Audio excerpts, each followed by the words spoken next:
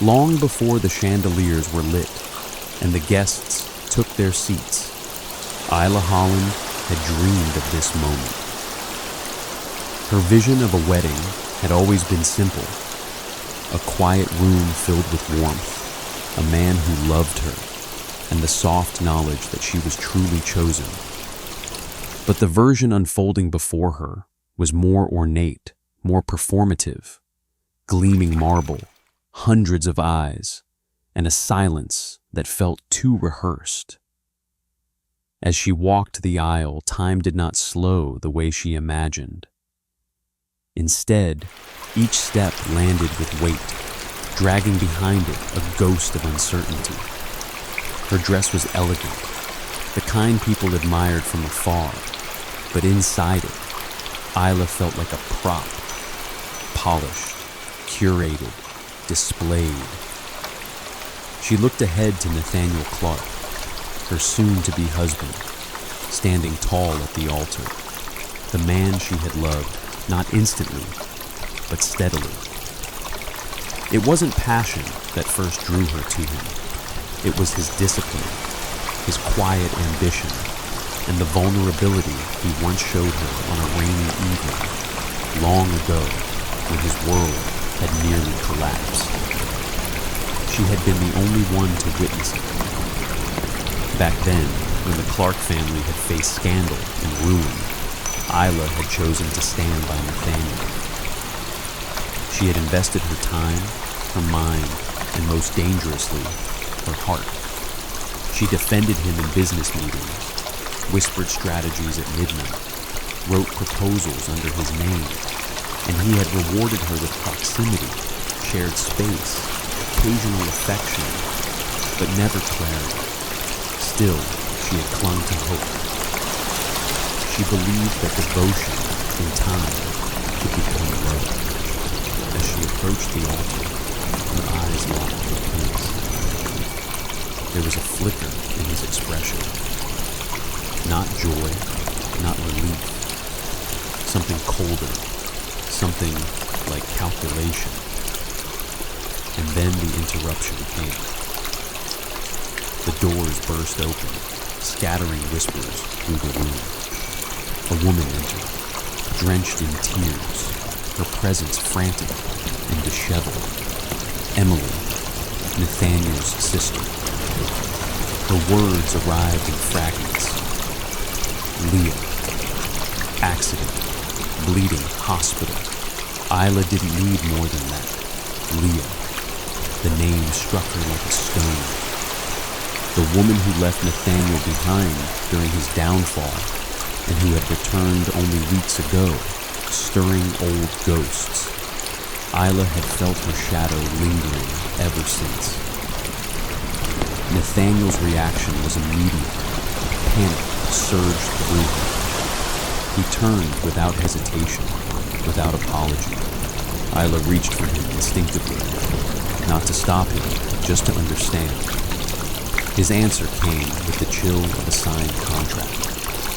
This marriage, he said, was a transaction. Her role was symbolic, nothing more. He left. And Isla stood there, surrounded by flowers, music, and silence. Not a single guest approached. No one offered comfort. Her humiliation belonged to her alone. She turned, walked back down the aisle, this time not toward a promise, but into the reckoning of everything she had given up to become someone else's second choice. Outside, the wind had begun to rise. Long after the guests had gone and the musicians packed away their instruments, the echo of Isla's footsteps lingered in the hollow corridors of the hall. The remnants of celebration, the wilting bouquets, the half-melted candles, the stained aisle runner, mocked her quietly. She moved among them in a haze, as though she had become part of the scenery, one more discarded decoration in a ceremony that had never truly been hers. Outside, the weather mirrored her grief. Rain fell not as a storm, but as a cold and constant whisper, steady, unfeeling, and endless. As Isla stepped into the downpour, the delicate lace of her gown darkened and clung to her skin. She didn't raise a hand to protect herself. Let the rain wash everything away. Her shoes were gone. She didn't remember when she'd lost them. Each step sent jolts of pain through the soles of her feet, and the pavement was slick and uneven. The world blurred at the edges. Her thoughts came in broken pieces, disconnected and floating. Promises whispered in half-light. The weight of Nathaniel's silence. The knowing glances of guests who had pitied her. She passed strangers under umbrellas, their faces impassive as they glanced her way, and then looked past her. Her presence, so loud in her own mind, was invisible to the world. She might as well have been missed. Somewhere in her mind, memories stirred. The first time she'd seen her brain, dumb and filled. The late night strawberry sessions in the kitchen table. The way he'd leaned on her, first for counsel, then for comfort. She had mistaken proximity for intimacy, gratitude for love, and she had loved him, deeply, foolishly, with the kind of love that hollowed a person out from the inside. Her path led her to a quiet bench beside an overflowing flower garden. She sank into it with the weight of someone twice her age. Her body trembled, though from cold or sorrow she couldn't tell. Her hands, once manicured for the occasion, were now streaked with grime. Her veil stuck to her neck. She didn't brush it away. When she closed her eyes, she remembered his voice. The dispassionate words that shattered her illusion. The marriage was a transaction, the present symbolic. That was all. The sound of rain on metal lulled her into stillness. But then came the memory of Emily's voice, the sharpness of her tone, the disdain buried just beneath the surface. Did you really think he'd choose you? The Clark family had never made space for Isla in their world. They had used her brilliance, her dedication, her loyalty. And once the crisis was over, they cast her aside with cool precision. A horn blared in the distance. She opened her eyes just as headlights swept across the sidewalk, too fast, too close. Her body stiffened, but she didn't move. Something in her wanted the world to stop, just for a moment, to acknowledge her pain. But it didn't. The car passed. The moment passed, and Isla remained. She stood, shakily, and began walking again. Somewhere ahead was a destination, though she didn't know its name. All she knew was that she couldn't go back. Not to the Clark estate, not to Nathaniel, not to who she had been that morning. The version of Isla who believed in love above logic had been left at the altar. The version who walked forward now was unrecognizable, even to herself. Rain had not relented. It fell in steady curtains that turned the streets into rivers and blurred the world into watercolors of gray and gold. Isla wandered, no longer thinking about direction or purpose. Her steps were heavy and slow, her gown now ruined and clinging to her legs like vines. Every inch of her ached, from the raw skin on her soles to the hollow ache in her chest. The city around her moved on, indifferent. Horns honked. Pedestrians passed beneath umbrellas. Lights flashed through wet windows.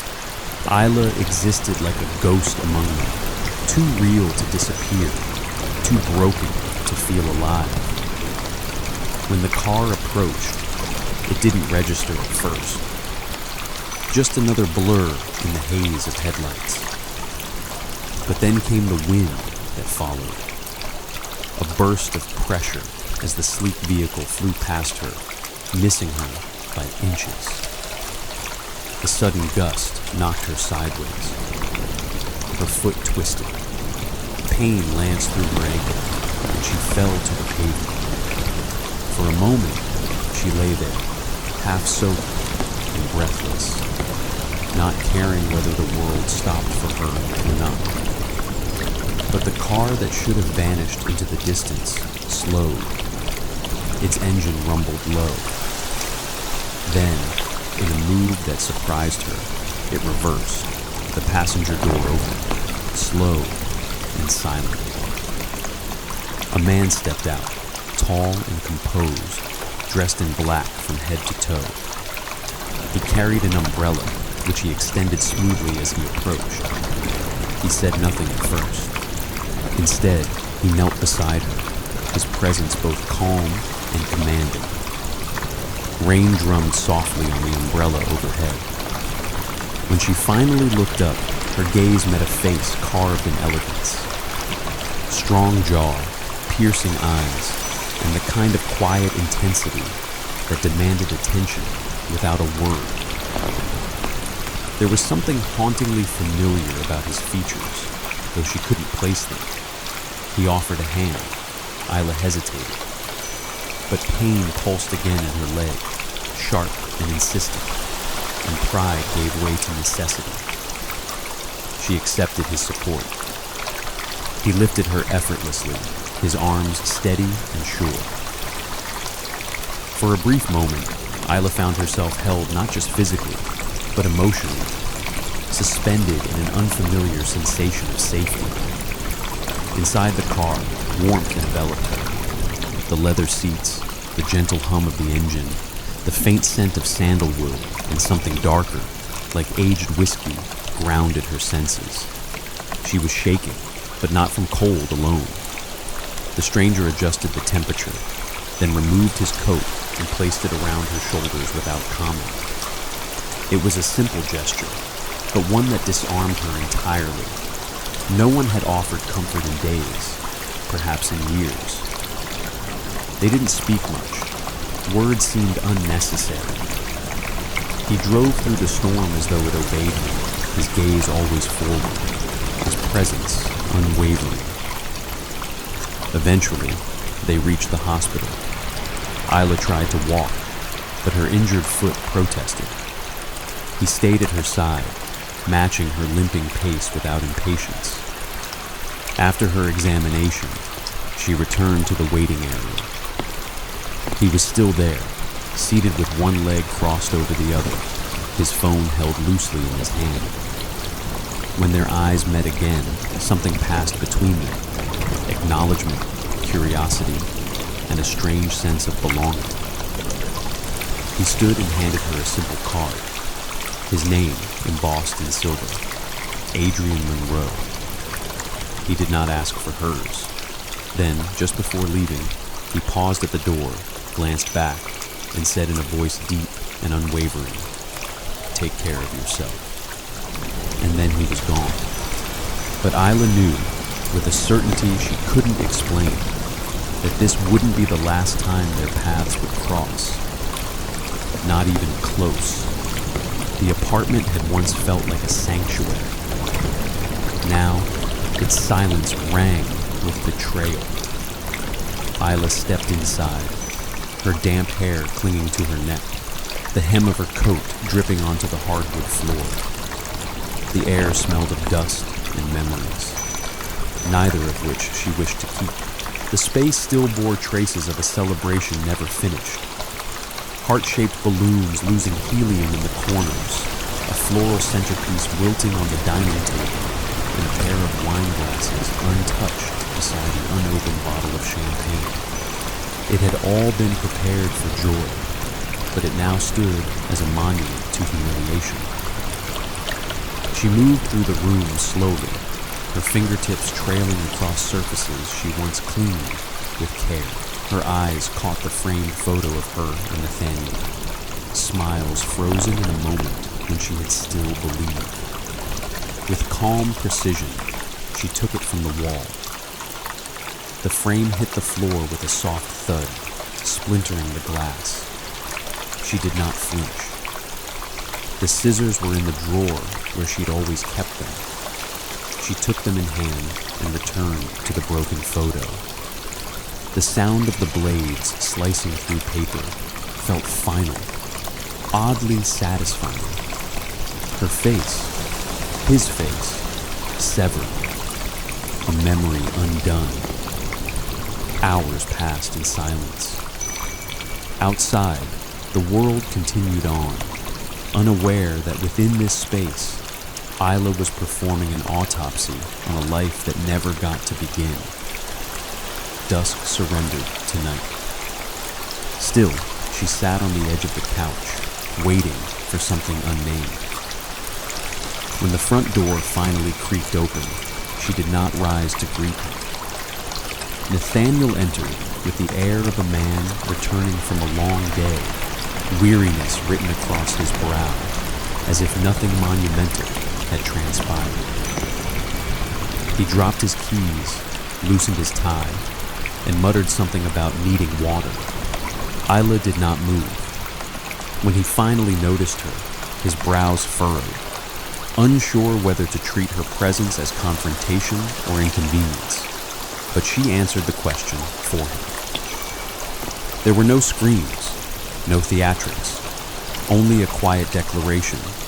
It was over. Nathaniel's eyes searched hers, perhaps for doubt, perhaps for mercy. He found neither. She reminded him of the altar, of the promise broken before it began, of Leah. He spoke of obligation, of misplaced love, of guilt. But Isla had no more space for his explanations. He offered her money, one final insult dressed as generosity. She refused.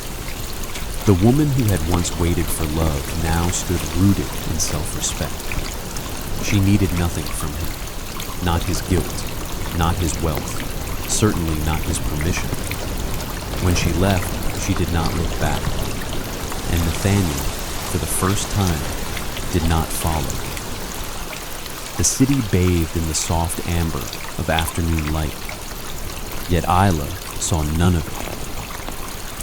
The world outside the hospital window passed in motionless blurs.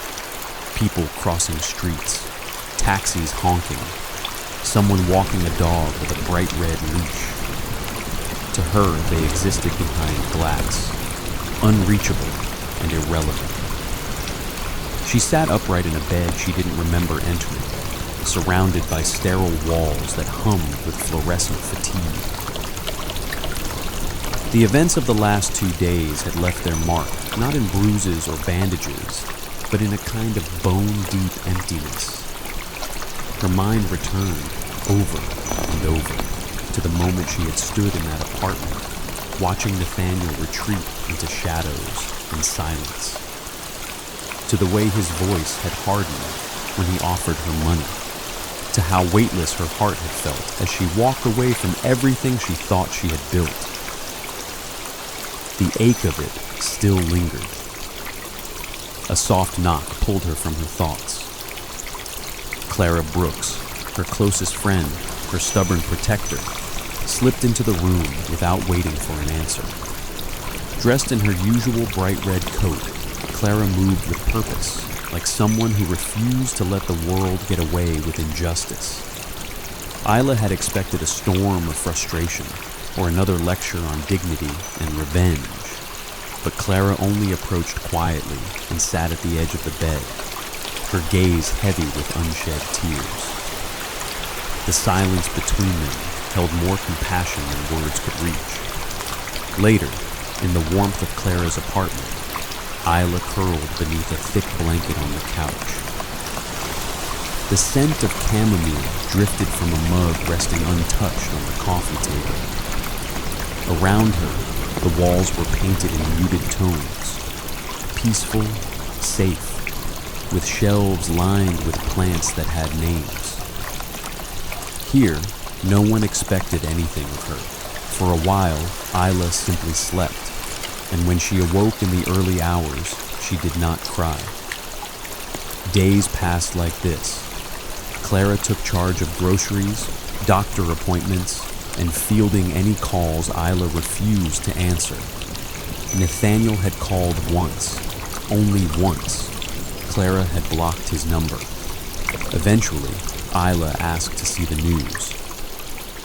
The Clark family had released a carefully worded statement. The wedding was postponed due to private health concerns. Isla's name was never mentioned. The omission stung more than a lie might have. But then came something else. A whisper, a lead, a name she hadn't heard in years. Bennett Group. Her Uncle Richard had left the country years ago to avoid scandal, but Clara had heard rumors that he had returned, quietly, with money and intention. Isla hesitated only a day before asking for his number. When she called, his voice was exactly as she remembered, worn but clipped, filled with the kind of discipline that made men into mentors. They met for coffee in a quiet corner cafe where no one recognized her face. He listened, without interruption. Then he handed her a folder. Inside, an offer. A struggling company in Liaton. Niche, unpolished, but recoverable. Start again, he told her. With your own name this time. Isla didn't answer then. But the next morning, she signed the contract. It wasn't revenge that drove her. It was reclamation. The office was smaller than she'd imagined. It smelled faintly of dust, coffee, and old ambition. The blinds had long since forgotten how to hang straight, and one of the overhead lights flickered in a quiet protest. But Isla stood at the doorway and saw not what was, but what could be. The company was barely surviving. Its reputation, like the peeling paint on the walls, had faded with time. But the numbers were still salvageable, and the team, though reduced to a handful, had talent buried beneath fatigue. What they lacked was direction. That she could offer. She didn't arrive with press releases or grand speeches. She arrived early, left late, and listened more than she spoke. Slowly, she reorganized departments, renegotiated contracts, reframed the mission. She reminded everyone of their value, and in doing so, rediscovered her own. Her days were filled with structure. Mornings began with quiet planning, afternoons with calculated outreach, and evenings with long walks home through streets that no longer felt like enemies. She didn't chase Nathaniel's name in headlines. She didn't ask about Leah. They had become ghosts. There were setbacks, of course. Mistakes. Nights where she stared at spreadsheets until numbers blurred and doubt whispered in her ear. But for every stumble, there was a small victory. A new investor, a retained client, an email of gratitude from someone who had nearly given up. Clara remained a steady presence. Her home became Isla's second refuge. Her laughter, a soft drumbeat beneath the noise of rebuilding. They spoke often of nothing and everything, sharing late-night takeout and dreams once buried beneath survival. Richard, too, kept his distance, but always seemed to call when she needed clarity. He never praised her directly. He never had. But she noticed how his tone shifted when they reviewed reports, how his silences grew shorter, his questions more precise. He believed in her. That was enough. And sometimes, on quiet mornings before the city stirred, Isla thought of Adrian Monroe. Not with longing, but with curiosity. Their paths had crossed like lines on parchment, brief, strange, unfinished. She still had his card. She never used it until one day she did. The message was short, a request for lunch, a thank you delayed. She didn't expect him to answer, but he did. The restaurant was tucked into a quiet corner of the city, the kind with soft lighting, linen napkins, and music that never asked to be noticed. Isla arrived 10 minutes early. It was a habit she hadn't shaken, this need to prepare for possibility. She wore a navy dress, not new, not bold, but tailored to her strength. She didn't check her reflection more than once. There was no script in her mind, no imagined outcome. She came as she was, complete, curious, unafraid. Adrian arrived without saying anything. He wore no tie. His coat carried the scent of rain and spice. When he saw her, he paused, then smiled. A quiet smile, the kind that said more than it asked. They spoke of ordinary things at first. Cities, work, books they pretended to have read. But slowly, the conversation bent toward memory. He recalled that night in the rain, her dress, her silence, the way she hadn't asked for anything, even when she needed help. She didn't explain herself. She didn't apologize for the woman she had been that night, and he didn't ask her to. Dessert came and went. The check was paid. They walked outside into air that hummed with spring. At the curb, he paused. There was no lean in, no promises, just a glance. A pulse of understanding. Whatever this was, it would unfold slowly, with permission, with space. Isla returned to her apartment later that night, kicked off her shoes, and stood at the window overlooking the street. She did not feel like a survivor. She felt like a woman beginning again, not from brokenness, but from choice. Behind her, her phone lit up with a message. Thank you for the second beginning. She smiled. Not everything had to end where it started. Weeks passed quietly, not with urgency, but with the slow rhythm of a life that had finally softened. Isla no longer lived by deadlines or headlines. Her mornings unfolded without alarms. Her afternoons stretched without appointments.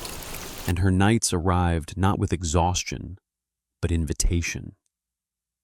She moved through her home like one reintroducing herself to space, rearranging furniture, not for style, but for breath.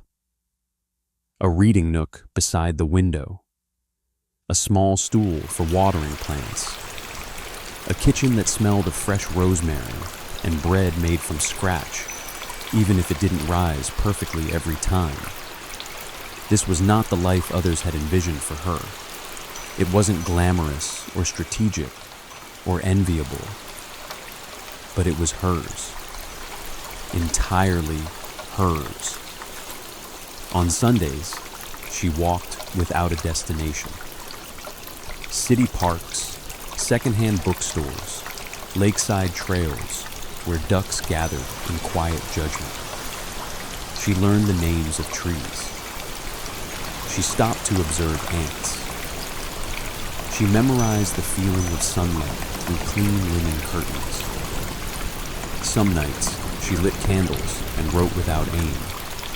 Not for business plans, not for court statements, just for herself. Words spilled across pages in loops and pauses, recounting dreams, questions, fragments of stories yet to take shape. She began to laugh more.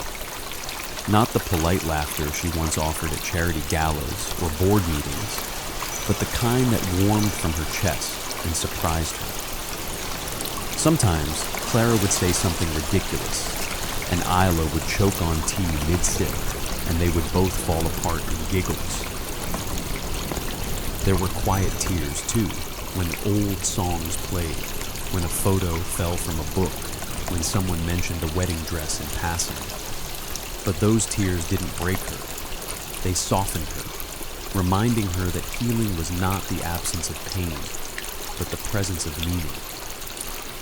She hadn't seen Adrian again, not yet. But his presence lingered, not as a shadow, but as a possibility. A door left slightly ajar.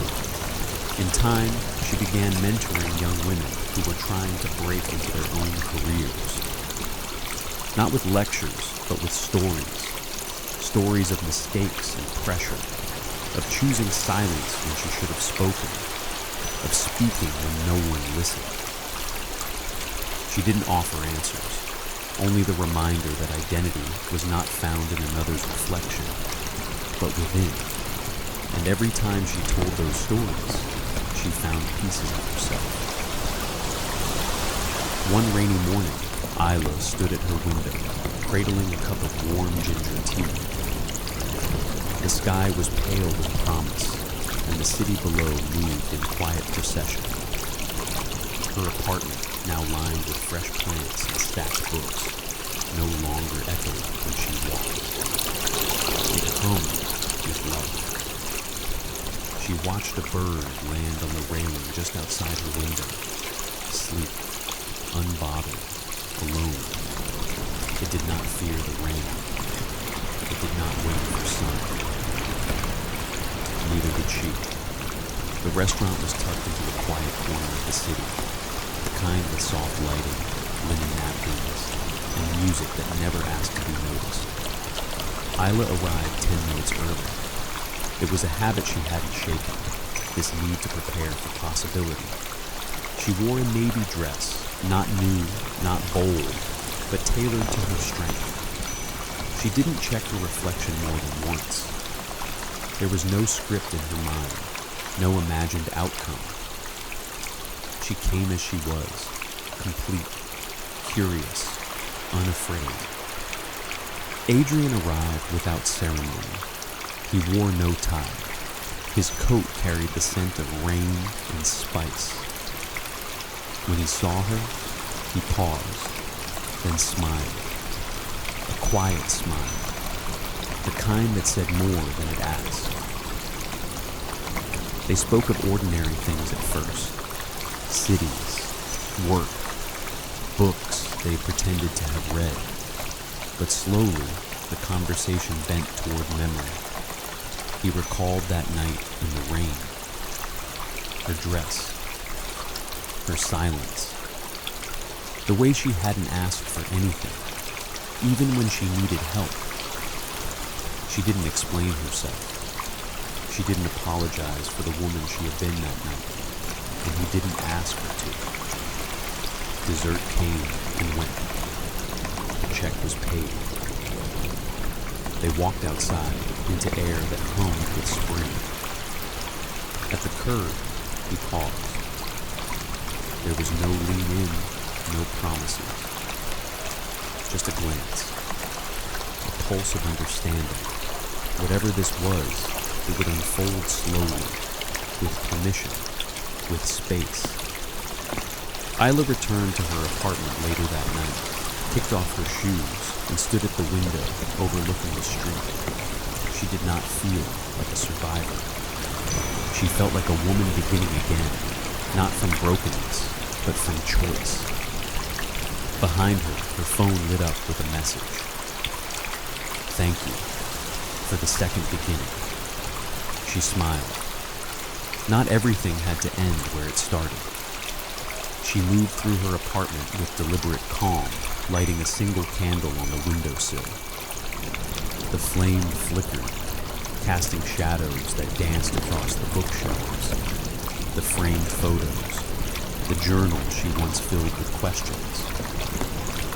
Now, they waited for answers she no longer needed. She changed into something soft, linen, loose, comforting, made tea, pulled a throw blanket across her lap as she sat at her writing desk, not to work, but to reflect. There were no headlines now, no scandals, No whispers of family names that once tried to define her. Just quiet, just space, just Isla. She picked up a pen and wrote, not to remember, but to record, a sentence, then another, each word laid down without fear. She had come through fire, yes, but it was what she built afterward that would define her. And tomorrow, she would begin again. Not from what she lost, but from everything she had chosen to become. Not all endings need grandeur. Some arrive quietly, like fog rolling over a field at dawn. Soft, steady, certain.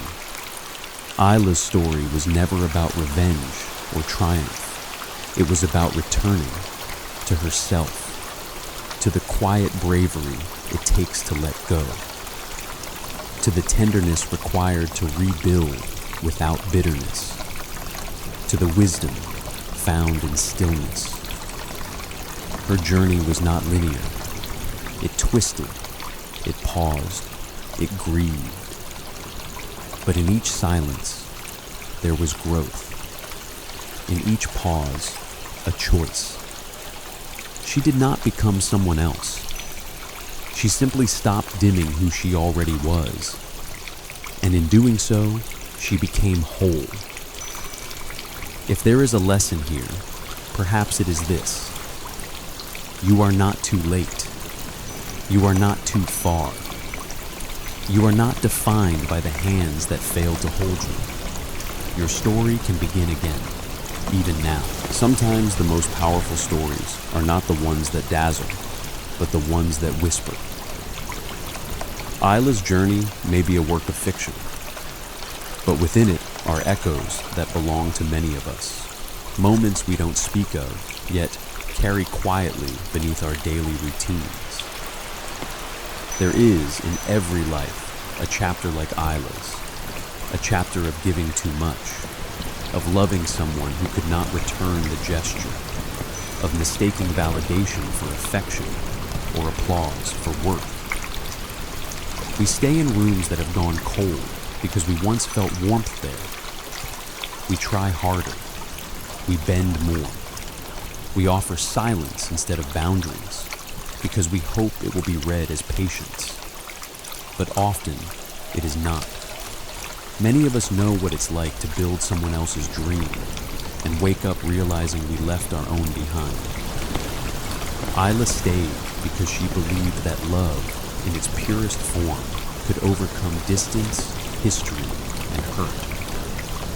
She stayed because she was raised, like many of us, to believe that loyalty was the measure of love.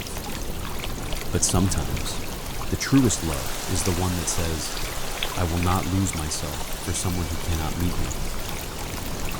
In Isla's letting go, there is a mirror for the woman who walked away from a job that once fulfilled her but now drained her, for the man who ended a relationship that never really saw him, for the mother who began again after years spent being defined only by others' needs. Her story invites us to pause and ask hard questions. Where have I dimmed myself to keep someone else comfortable? What have I sacrificed that was never truly asked of me? What would my life look like if I chose peace instead of performance? There is no perfect answer, only movement, only beginnings. Healing, as Isla discovered, is not grand. It is not a declaration or a calendar event. It is Sunday mornings with tea. It is realizing you can laugh again. It is the moment you pass a familiar place and feel nothing. Not anger, not sorrow, just space. In today's world, where we are pulled in every direction, toward productivity, towards comparison, towards constant connection, it is an act of rebellion to slow down, to choose stillness, to curate a life that is not designed to impress, but to nourish. Isla's world is fictional, but her transformation is real for many. You may recognize her in the friend who quietly left a toxic marriage and now gardens in peace, in the colleague who changed careers at 40 and has never looked back, in yourself, if you've ever walked away from what was almost right because you knew you deserved more. Let this story be a kind of permission to soften without surrendering, to choose growth over proving, to live in such a way that when the day ends, you can return home to yourself without apology. And if you're still in the storm, if you're in the part of the story that aches, hold on. There will come a morning when you rise not in panic, but in calm. A morning when you catch your reflection and see not your wounds, but your becoming. Because you are not broken, you are becoming. Like Isla, you can begin again, gently, honestly, and without asking permission. This, perhaps, is the most profound kind of love story. The one between you and the version of yourself that never stopped waiting to be chosen. Sometimes, the most powerful stories are not the ones that dazzle, but the ones that whisper. Isla's journey may be a work of fiction, but within it are echoes that belong to many of us, moments we don't speak of, yet carry quietly beneath our daily routines. There is in every life a chapter like Isla's, a chapter of giving too much, of loving someone who could not return the gesture, of mistaking validation for affection or applause for worth. We stay in rooms that have gone cold because we once felt warmth there. We try harder. We bend more. We offer silence instead of boundaries because we hope it will be read as patience. But often, it is not. Many of us know what it's like to build someone else's dream and wake up realizing we left our own behind. Isla stayed because she believed that love, in its purest form, could overcome distance, history, and hurt. She stayed because she was raised, like many of us, to believe that loyalty was the measure of love. But sometimes, the truest love is the one that says, I will not lose myself for someone who cannot meet me. In Isla's letting go, there is a mirror for the woman who walked away from the job that once fulfilled her but now drained her. For the man who ended a relationship that never really saw him. For the mother who began again after years spent being defined only by others' needs. Her story invites us to pause and ask hard questions. Where have I dimmed myself to keep someone else comfortable? What have I sacrificed that was never truly asked of me? What would my life look like if I chose peace instead of performance? There is no perfect answer, only movement, only beginnings. Healing, as Isla discovered, is not grand. It is not a declaration or a calendar event. It is Sunday mornings with tea. It is realizing you can laugh again. It is the moment you pass a familiar place and feel nothing. Not anger, not sorrow, just space. In today's world, where we are pulled in every direction, toward productivity, towards comparison, towards constant connection, it is an act of rebellion to slow down, to choose stillness, to curate a life that is not designed to impress, but to nourish. Isla's world is fictional, but her transformation is real for many. You may recognize her in the friend who quietly left a toxic marriage and now gardens in peace. In the colleague who changed careers at 40 and has never looked back.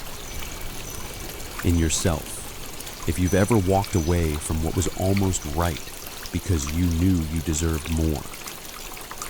Let this story be a kind of permission to soften without surrendering, to choose growth over proving, to live in such a way that when the day ends, You can return home to yourself without apology. And if you're still in the storm, if you're in the part of the story that aches, hold on. There will come a morning when you rise, not in panic, but in calm. A morning when you catch your reflection and see not your wounds, but your becoming. Because you are not broken, you are becoming. Like Isla, you can begin again, gently, honestly, and without asking permission. This, perhaps, is the most profound kind of love story. The one between you and the version of yourself that never stopped waiting to be chosen. And here is a deeper truth. The journey of returning to oneself is never wasted time. Sometimes we fear letting go because we think it means giving up. We fear quiet because we've mistaken it for emptiness. But silence can be sanctuary, and letting go can be the most radical act of self-trust. What if we began to see endings not as failures, but as sacred transitions? What if heartbreak wasn't a collapse, but a clearing? You may be standing at such a threshold now, unsure, half in the old, half in the unknown. You are not alone. Your uncertainty does not make you weak. It makes you real. When Isla turned away from the altar, she didn't do it with certainty. She did it with courage. The kind of courage that whispers, I don't know what's next, but I know I cannot stay here. That whisper lives in many of us. So walk gently. Be kind with your past. Be curious with your future. And trust deeply that every small, quiet, authentic step is not just progress. It is transformation. The life you are building may not look extraordinary from the outside. It may be slow, quiet, repetitive. Some mornings may feel like echoes of the last. Some nights may arrive with doubts that sit beside you like silent guests. There may be no applause, no one telling you you're doing it right, but the work of becoming, of unbecoming what the world asks of you and remembering who you truly are is rarely loud. It is in the unseen moments, the deep breaths before hard conversations, the boundaries you set gently but firmly, the nights you choose sleep over guilt, the days you do nothing and let that be sacred. You may plant seeds that take seasons to rise. You may offer kindness that never returns in the way you expect. You may walk alone for longer than you hoped. Still, keep walking. Because each step away from what wounded you is a step toward the life that will hold you. Because one day, without fanfare, you'll wake and realize you are no longer waiting for someone else to choose you. You've chosen yourself. And that is a life extraordinary beyond measure. Even if no one else claps, let your own heart applaud. Let your breath bear witness. Let your peace be proof. Because the quietest lives are often the most radiant, and the most profound victories are the ones no one sees but you.